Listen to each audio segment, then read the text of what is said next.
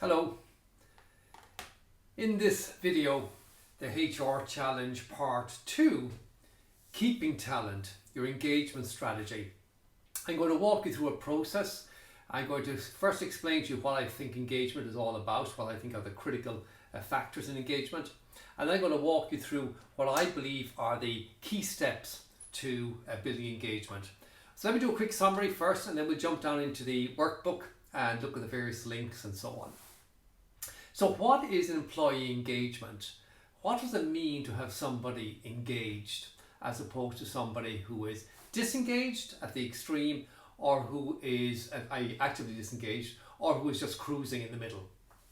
They say that in recent research that about 11% of Irish employees are fully engaged, which means that 89% are either cruising or actively disengaged. Actively disengaged is probably around 15%, and the rest in the middle are just cruising. So what is engagement, and what are the key criteria to build engagement?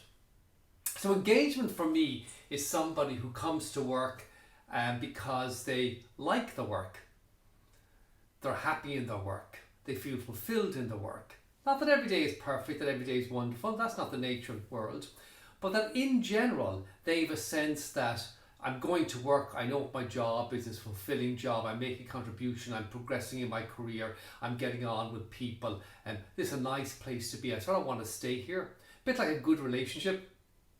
So I think, based on the research that I've read, that the keys to engagement are as follows in order of importance. Number one, the relationship that the employee has with their supervisor, their boss. This is critical.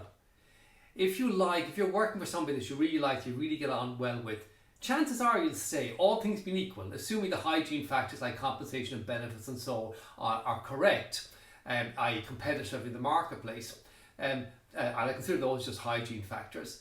The key is the relationship with your boss. And the question is, how can you improve the relationship between somebody and their boss? How can you build that? That's the first big element, to me the single most important element of the engagement strategy. The second area that people are concerned about in terms of engagement is, am I a good fit for my job? And let me explain what I mean by that. One, do I understand what the job is clearly? Two, do I have the skills and competences and attributes and so on required to be successful in that role? Am I a good match for it? Albeit that it's a stretch goal, albeit that it's a stretch. And am I getting the support and resources and so on to be successful in that role? So that's for me what a good match the role looks like. Number three, do I know where the organisation is going? Do I know the part I'm playing in where the organisation is going, i.e. the contribution my role is making? And am I getting the development required to be successful in my current role? And can I see the next step? Can I see what the career progression, what the next step is for me in my role? What's the next role be? How will I step up? And am I being developed to be successful and to grow and develop, me ready for that role in 6, 12, 24, 36 months, whatever it is. So those to me are the key elements of employee engagement, and everything else is pretty much a hygiene factor as far as I'm concerned. So let's now jump into them and let's look at them one by one and how I think you should approach them, using the tools, using the things that you've developed in the first part of finding your talent, using the exact same material, nothing new, nothing creative, just using it in a different way. So let's jump right in. So the guide that we're looking at here, the workbook, is HR Challenge Part 2, Keeping Talent, Your Engagement Strategy. I'm just going to quick look at the table of contents with you. So in here we're saying that keep your talent, relationship with the supervisor, so the onboarding process, the supervisor leadership development, and the performance management process. Number one, critical. Two, the job person match. Three, the career development. And then in the career development, we talk about the organising or the organizational visioning and strategic plan, the career path and the new development plan. And then culture. A quick thing I want to talk about, just better conversations and team development. So let's run down through it and start. You're already familiar with this introduction, the HR challenge, a winning strategy, 4 parts. Find the right people, so finding talent, your recruitment strategy. Keeping talent, the one we're looking at now, your engagement strategy. Developing talent, your L&D strategy. And managing talent performance, your performance management strategy. In answer to the questions here that HR directors and professionals have told us are the biggest questions that they're facing, the biggest challenges that they're faced with. In the guide, remember this, we're in this one, Keeping Talent, Your Engagement Strategy. You can click on any of the hyperlinks in the document and it will take you to the other parts of the winning strategy. So keeping talent, your engagement strategy, relation with supervisor, job person match, career development and culture. The first one, relationship with your supervisor. Step 1 is onboarding. Step 2, supervisor leadership development. Step 3, performance management process. So in step 1, the onboarding, there are a few elements to it. And just before I see there, I've got this talent comparison report. I want to show you that very, very quickly, just so you can see how you can compare 2 people side by side. So let's have a quick look at that.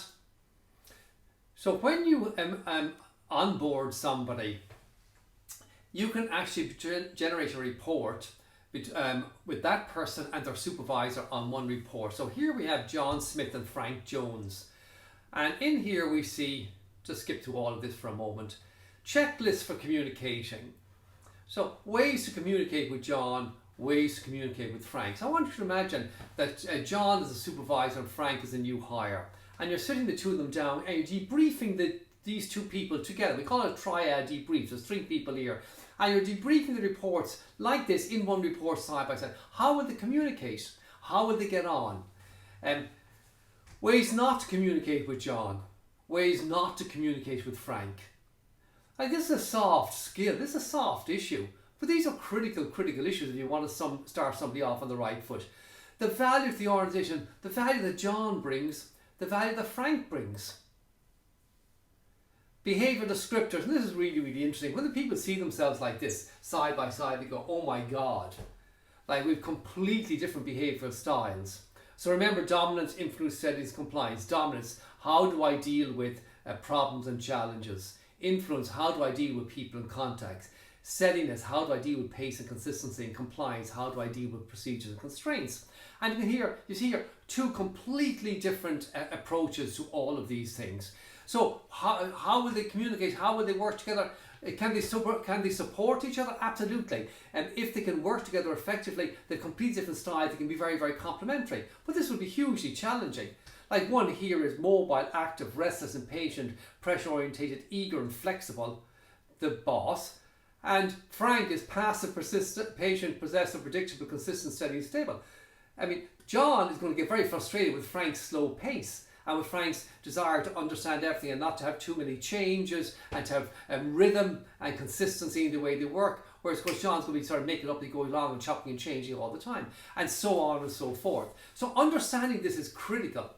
The primary behaviour cluster, John's top 4, urgency, interaction, versatility and frequent change. Frank's consistency, following policy, persistence and organised workplace. Completely different.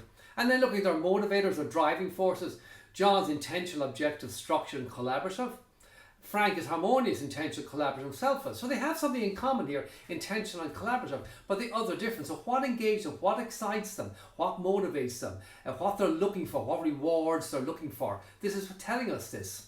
And again, but potential behavioural and motivational strengths, John's strengths and Frank's strengths. Potential areas of conflict, where they will conflict in terms of their motivators and their behaviours. The ideal environment with John, the ideal environment for Frank, and their positions on the wheel, the primary cluster and their graphs side by side.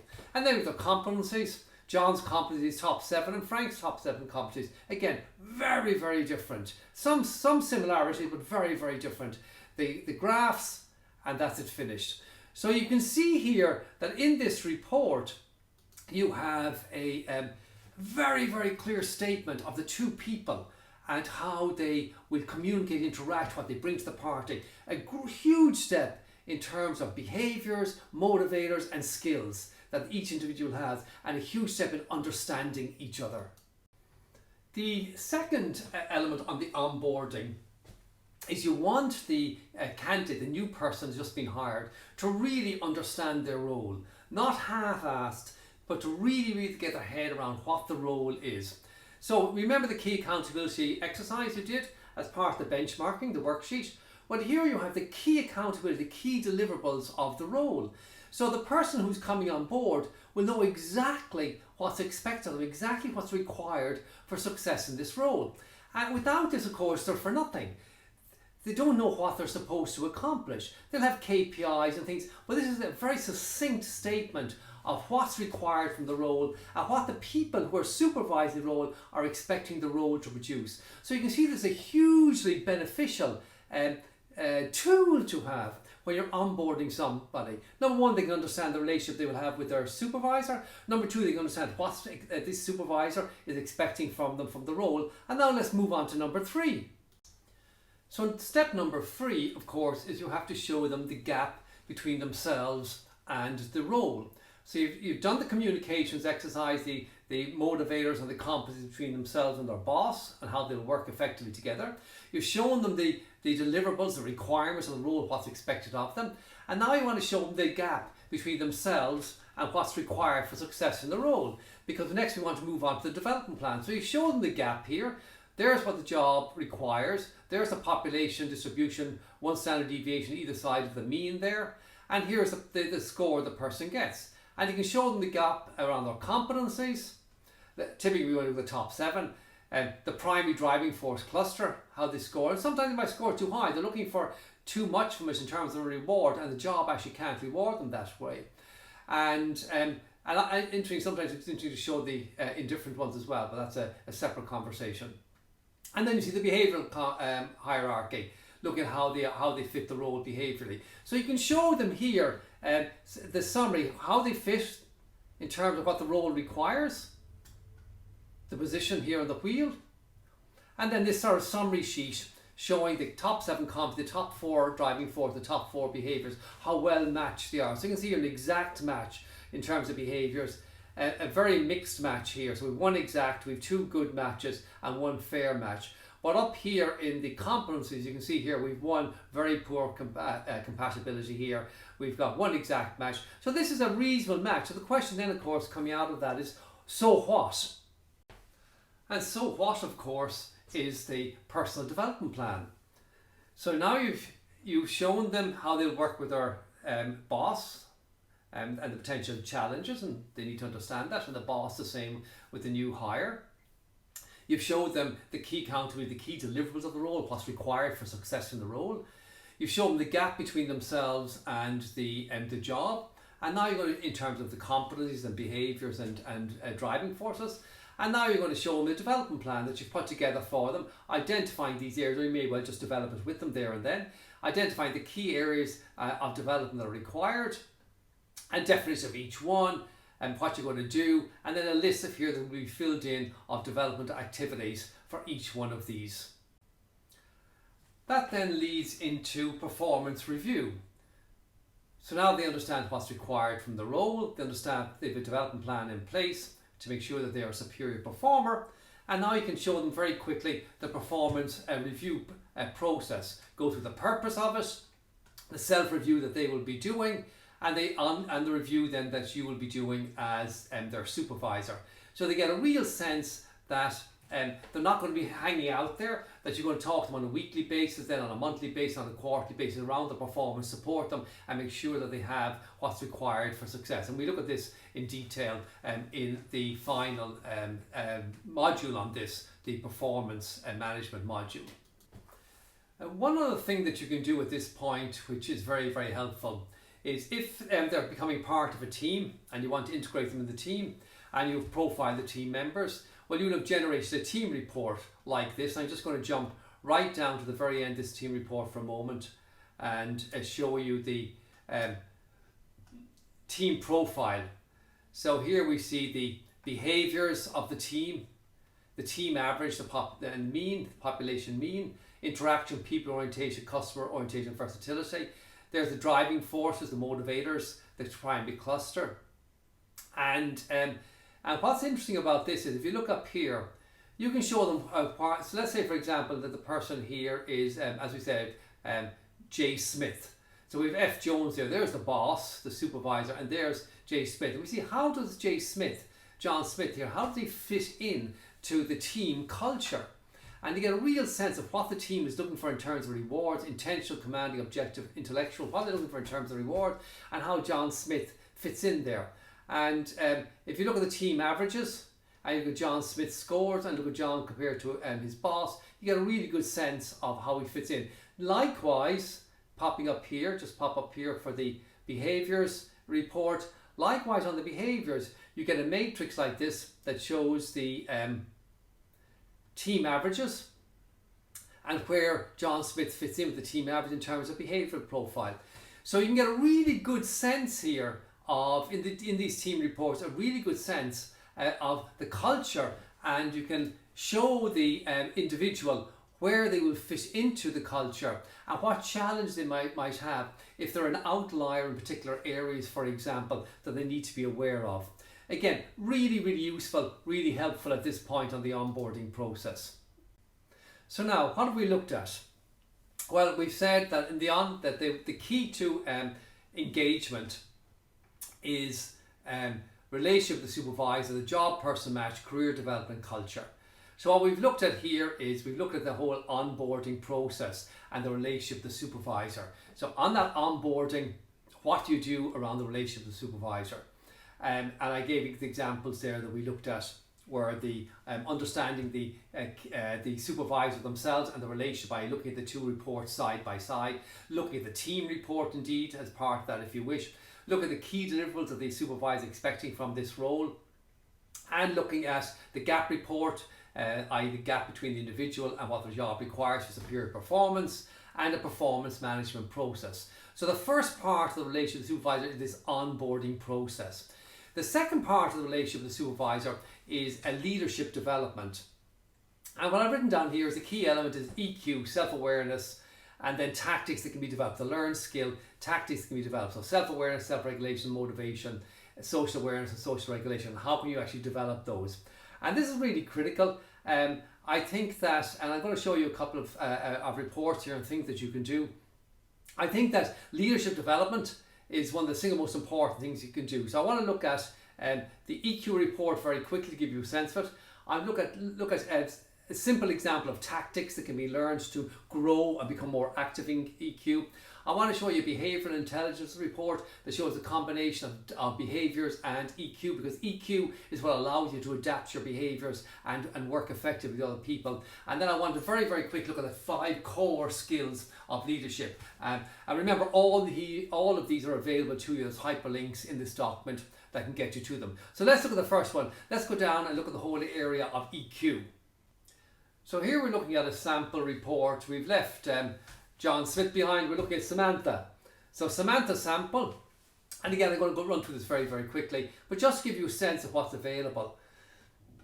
So in this report, it explains what emotional intelligence is. This whole idea of being active in particular areas. How active are you in self-awareness? Are you practicing strategies and tactics to be self-aware, to self-regulate and be socially aware, and so on, or not? I give a description of the person's emotional quotient characteristics, and then it goes down and gives the main scores: self-awareness, self-regulation, motivation, social awareness and social regulation. Describes each one and gives the individual scores. So you can see here this one, Samantha, is doing really well up here in motivation, doing well in social regulation, reasonable in social awareness and reasonable in self-awareness, but a problem here in self-regulation, i.e. they're not active in that area. So you get the total score, you get the self and the other score, so self being the first 3 here, others being these 2. And then you give the definition of each one and tells you what Samantha can do. So let's look at the regulation one, the lowest score. So what can Samantha do to grow her activity level, to become more active in this area of emotional intelligence? And the whole focus of this in leadership development is to help the individual understand that this is a skill that is learned, and that they can become more active in this area, and as a consequence be able to adapt their behaviours, stretch to other people and work more effectively with other people. We know that EQ is the differentiation of leadership. I mean, there's in terms of IQ, at the top of the pile, there's a floor in IQ. You have to be smart enough to be in the game. But the gap on EQ is significant, and the most successful people at the top of the pile are the people who have developed, who are active in the area of emotional intelligence. So there's a sample of the report, and here down at the very end you can see a nice graphic on it. There is another version on this that you can do that's sort of interesting, which is called behavioural intelligence. And what behavioural intelligence does, it combines EQ and DISC behaviours in one report. So what you do here is you get behaviours, introduction to it, the general characteristics, the exact same as you would have had in a typical behaviours report, value of the organisation, checklist of communication, and so on, the do's and don'ts, the ideal environment, the perceptions, the descriptors, and so on. So you get all of that, the exact same as you would in a normal behavioural report, the time wasters and areas for improvement and an action plan. You get your behavioural hierarchy, and then it jumps into, so there's your natural and your adaptive style, and here's where EQ comes in. It then jumps down and it looks at EQ, and it talks about what your EQ scores are, self and others, just like we saw in the other EQ report, and it talks about these. There's the scores again, the exact same as we saw in the last report. Well, what you're doing here, you're sort of focusing the individual on behaviours and EQ in one report, and you're sort of saying to them, well, you know, behaviours, how we interact. We say that you are the expert of your intention, we're the expert of your impact. All we experience are your actions. We don't know the intention, we don't know what's going on here in your head. So your ability to manage your impact, to manage the way you interact with people, to adapt your behaviours to other people is critical. And the way you do this, the skill that's required is emotional intelligence. This will allow us to change and adapt, to be aware of yourself, aware of your behaviours, aware of others, aware of your emotional responses when people push your buttons, and regulate your behaviours to get the desired outcome. So this is a very, very useful report in that regard. In the document, your workbook, I've also put a link to what is emotional intelligence, 10 ways to increase it. And this is a simple document that shows you what the basics are of emotional intelligence, and little things, journaling every day, and what area of EQ it actually works on, identifying triggers, regular exercise, practicing mindfulness, documenting specific goals, visualising your aspirations, predicting responses, careful observation, finding common ground, maintaining eye contact, and so on. These are just very, very simple examples of things that you can do to increase and grow your EQ. There's an amount of material available out there. But again, this is useful stuff to have when you're working with a supervisor in helping them develop their leadership skills so that the employee and themselves have a better relationship. Because remember, the number one engagement function is a relationship with the supervisor. So the onboarding process, number one, then upskilling the leader. So the next thing I want to look at very quickly on this upskilling is the top 5 leadership competencies. Just have a quick look at that. So now if you click on the hyperlink for the top leadership competencies, it'll open up this document for you, the self-coaching guide, the top 5 characteristics of leadership and how to master them. And the top 5 characteristics are self-management, personal accountability, goal achievement, interpersonal skills and persuasion. And these are critical for the supervisor, the boss, to develop and grow these as part of becoming an effective leader. And in there you'll find it's a self-coaching guide, so it goes through each one of them. So there you have, for example, self-management. What is it? How can I develop self-control? Managing time and priorities, keeping distractions to a minimum, keeping active, and then self-coaching questions. And the second one, personal accountability, and the same. So you can go through this document. It's a really useful document that you can use with regard to helping the leader develop their competencies, develop their skills, and become a more effective leader. So what we've looked at so far is we've looked at the first part of this process of engagement, which is the relationship between the supervisor and the individual that's just been hired. And we said that that is the number one. Number 2 is job person match. Number 3 is career development, and number 4 is culture. But so we looked at it in terms of the relationship with the supervisor. We've looked at onboarding and the critical issues there in terms of comparing the two people. showing the candidate the key deliverables, showing the gap between themselves and the requirements of the role, i.e. The attributes, behaviours, motivators and so on, and showing them their development plan so they can see it. The second element is the leadership development, and we talked there about their behavioural characteristics, impact and intention. We talked about EQ, developing their emotional intelligence, and we talked about the idea of 5 core leadership competencies that need to be developed. And the last one I want to look at very quickly in that is the whole thing about the performance management process. So we've already looked at the performance management document, and all I can say on this is that in terms of engagement and the relationship with the supervisor, we strongly recommend that you start what we call start somebody strong. And starting somebody strong means that they have a very, very clear idea of what's required from the role. They're, I won't say overloaded with work, but they have a pile of stuff in front of them. They start and they're busy from day one. They're under pressure a little bit from day one, but you're holding their hand. You're staying very close to them. And by holding their hand, what I mean is that you are talking to them every day for the first week, every week for the first month, every month for the first quarter, and every quarter for the first year. And by talking to them, I mean you're going through, how are you? What's working? Do you have problems? How can I help you today? What's the one thing I can do today to really help you? That you're going through this process, you're looking at the performance management document and deciding from that, what am I going to talk to them about every day for the first week, every week for the first month, every month for the first quarter, and every quarter for the first year. So you start them strong, they've got a lot in front of them, they're busy from day one, but they know what the job is, they know what the deliverables are, what's required. Remember, there's a performance review process in place. And there's a development plan in place for them, and you hold their hand, i.e. you support them through that process and launch them really, really well. So let's catch up with ourselves and finish out this process. So we said your engagement strategy, part 2, keeping talent, your engagement strategy. We said the first part is the relationship with the supervisor, the onboarding, the supervisor, leadership development, and the performance management process. And we've looked at all these. Now I want to look at the job person match, and then we look at career development and culture. So let's jump down here to the job person match. And all I want to say, really and truly, there is, we've covered this material in part 1. Successful relationships are all about a good fit, shared values, interests, objectives, and so on. The same applies to a job. Just like you have in a romantic relationship or a friendship relationship, the exact same applies to a job. We need a good fit of hard and soft skills required for success, the attributes identified in the benchmarking process. And I strongly encourage you to go back, if necessary, and look at the benchmarking process again and become clear in your own mind exactly what's required here. Remember that the role should be challenging but doable, and the individual rewards provided by the role should be the rewards that the individual is looking for in terms of their driving forces. That's the single most important part. In terms of career development, what can I say? Organisational visiting and strategic plan, career path and a new development plan. It is critical that the individual understand where the organisation is going.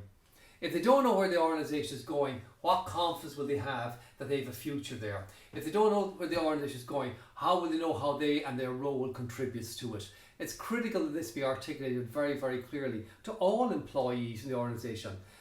So the visioning process, the 3 Ps, your purpose, above and beyond goals and objectives. What's the purpose of the organisation? What are your principles, how you do things around here, your value statements? And what's our pursuit, our mission, our big goal? What are we trying to accomplish?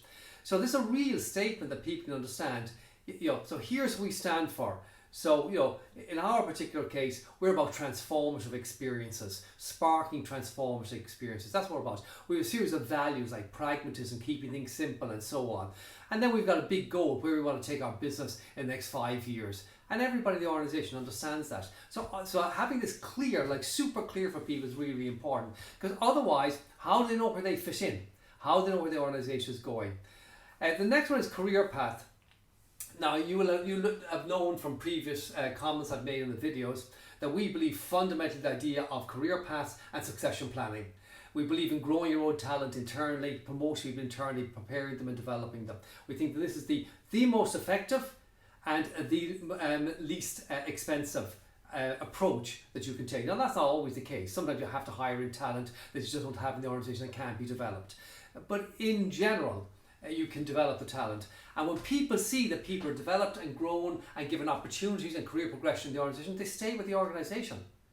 And as they move on, it opens up gaps behind them. Remember, when you promote somebody, it opens up a gap for the next person to come in and can bring new talent and an endless stream of talent in the organisation and grow and develop them. And many of the most successful companies that I've worked with over the years, this is what they've done. They've grown their own talent. Nothing is more dispiriting or disengaging for an employee than there's no sense of progression. So if you want to engage the employee, they have to be chomping at the bit for the next role. And I've written down here, I just want to read this to you. It's better to develop people and have them leave if there's no ready opportunity for them than not develop them and have them stay. Think about it. So which would you rather? Develop people, have some of them leave, than not develop them and have them all stay and have undeveloped people there.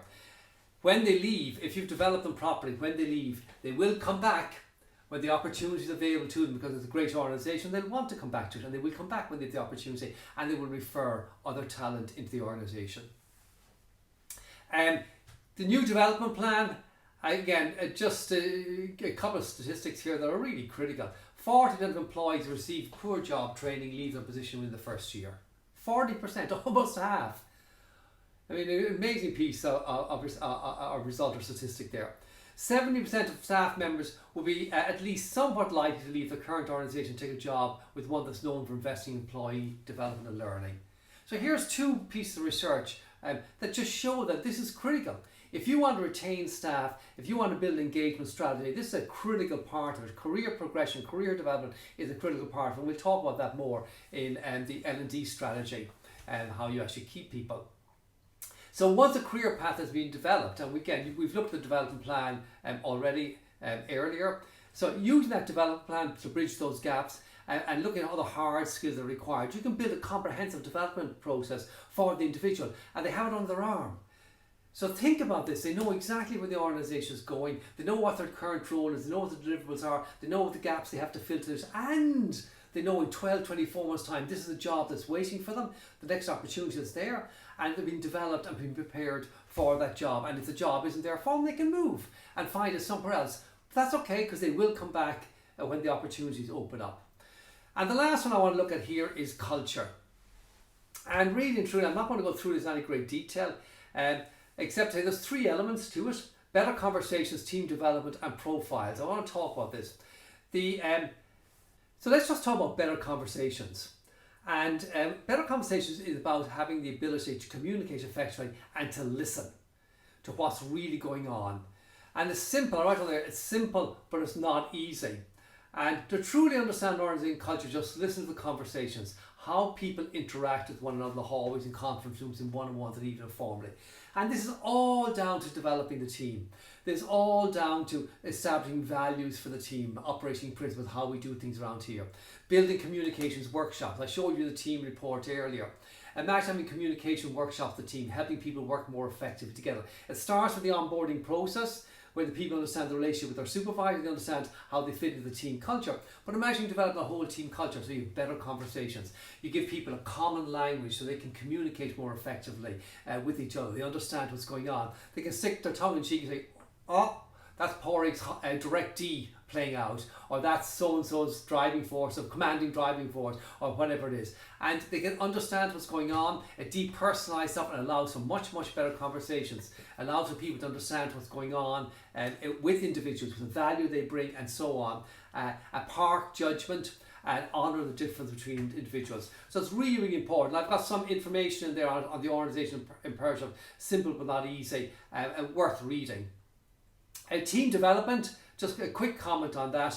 I'm going to talk about that in the L&D. But the team report, when you look at that team report, you look at the individual gap reports and the development plans you've produced for individuals. If you really do that properly, you now have the foundation of your team development. So you can build your communications workshops and all the other kind of workshops you want to develop with the team. But equally, you can build a training matrix for the organisation or for a team by looking at the individual development plans and consolidating those plans, seeing where the overlaps are. What will be the team engagements? What will the individual engagement or interventions that are required for success? And in part 4, we look at that in a bit more detail.